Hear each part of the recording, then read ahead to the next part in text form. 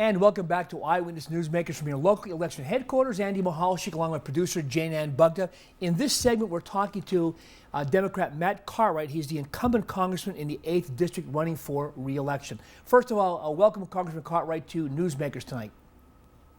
Oh, happy to be with you, Andy and Jane Ann. Thanks for doing this, and thanks for getting the word out on what the issues are and what the candidates' positions on those issues are. Okay, let's start off our first question. First of all, tell the folks at home, the voters, a little bit about your background and why you're running for re-election.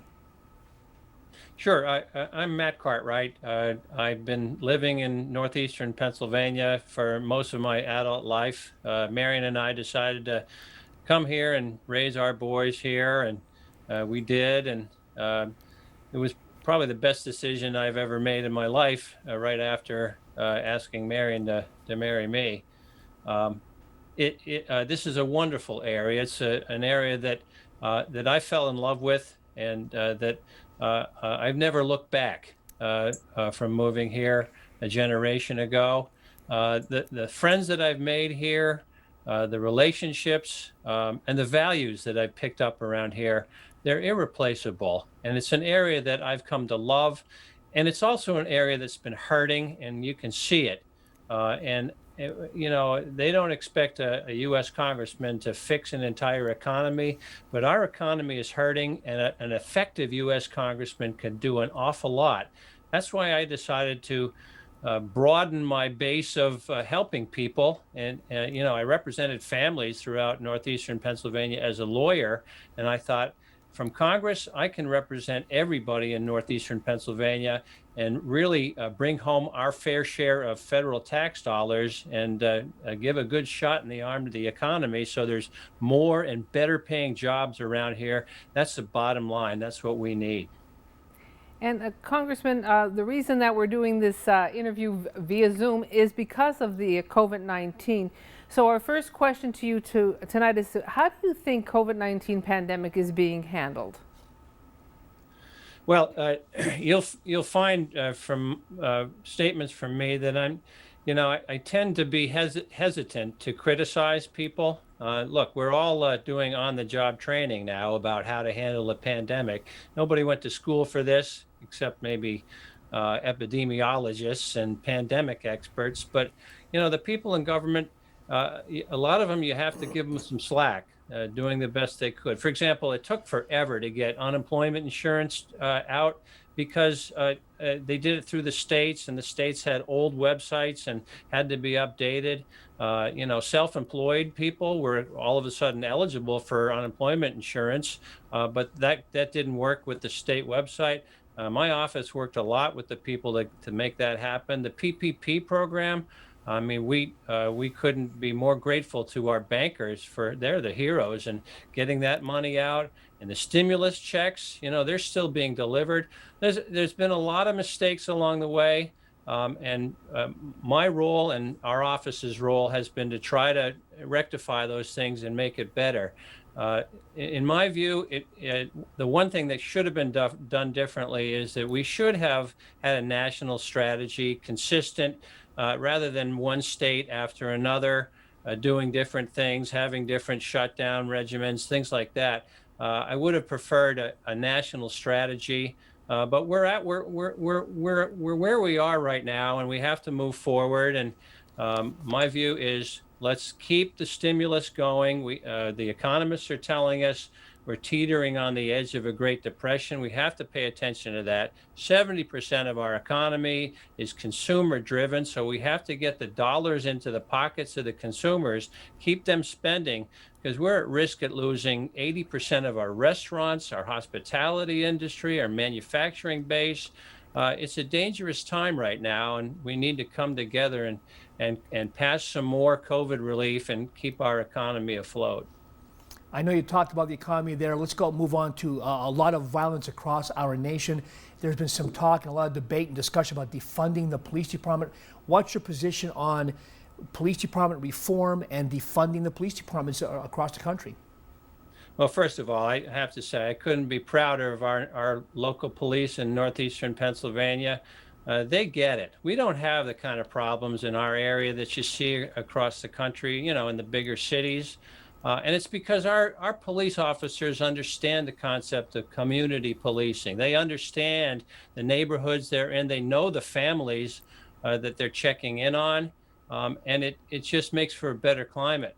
Gosh, when George Floyd was murdered, there were three protest marches that I attended, and there were four of them, and all four of them, the local police joined in with us. In one of them, they handed out refreshments. Our local police, I couldn't be prouder of them. Now, there's this fiction going around that my opponent is peddling. He actually doctored an audio tape of mine. Couldn't believe it. It's something out of the fourth grade. To suggest that I was in favor of taking money away from police.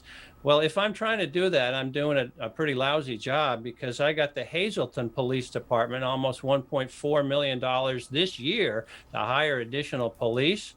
In fact, my opponent is from Hazleton. You would think he would know what's going on in his own town before he pretends to run to represent all of northeastern Pennsylvania. Look, my whole approach is more money for the police. Those big cities where they're having the problems, they need to have better training in community policing, so they learn to do what our cops here at home already know how to do. Better training for community policing, better training for de-escalation techniques, all of those things. That's going to be the answer. I've always said more money is the answer and not less. Okay, and Congressman, another concern always for people is health care. How do we improve the health care system in the nation? Well, the last thing we want to do is what the U.S. Justice Department is doing right now.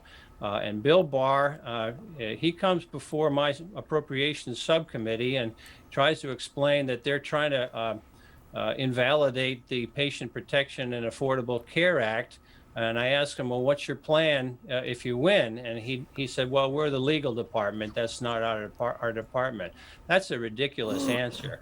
We have 130 million American citizens who have pre-existing conditions that we need to protect from being discriminated against by for-profit health insurance companies. That was what was happening before.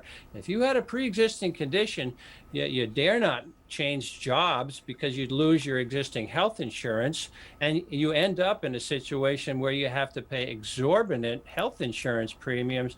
We can't go back. We need to move forward. And my view is we need to cover as many people as possible.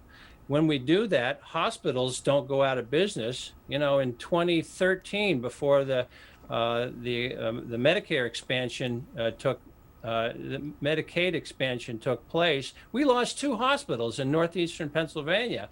And it was simply because people were showing up without insurance, and the hospitals dole out the free care, and they don't get reimbursed for it. And eventually they can't make ends meet and they go out of business. When your local hospital goes out of business, that is a real tangible impact on your health care. We have to prevent that. We have to support the Patient Protection and Affordable Care Act. And my opponent is behind the effort to invalidate it in court. I think that's ridiculous because there is no substitute plan right now. We have to protect pre-existing conditions. We have to guard against lifetime caps. We have to allow kids on their parents' insurance till they're 26. All of those things, we have to continue to do those things and make healthcare better. Congressman, excuse me, I'm going to we have 1 minute left, and we're going to ask you to address the voters and viewers and tell them why they should re-elect you to Congress. Sure. Jane Ann, I really got the bit in my teeth to run for re-election this time because in January, I'll take over as chair of a major subcommittee of appropriations. And the playbook was already there. Great congressmen that came before, like Dan Flood and Joe McDade, they were subcommittee chairs of appropriations. I'll be in charge of $72 billion a year starting in January if I win this election and the Democrats take over the House again. My view is let's move forward. Let's move America forward. Let's move northeastern Pennsylvania forward. We have to conquer COVID-19. We have to restart our economy. We have to manufacture things here in America, not in China. And what we want to do is give everybody in northeastern Pennsylvania a fair shot at a better life. a quality education, a good paying job, a secure retirement, and access to quality health care. These are the things that I stand for, and that's why I'm running for re-election to the 8th Congressional District. I hope you'll give me a vote. Okay, Congressman Matt Cartwright, thank you for spending time with us today, and we'll talk to you in the weeks and months ahead for sure. Thank you for joining us today. My pleasure. See you guys. Thank you. And you're watching Newsmakers from your local election headquarters, and we will be back right after this.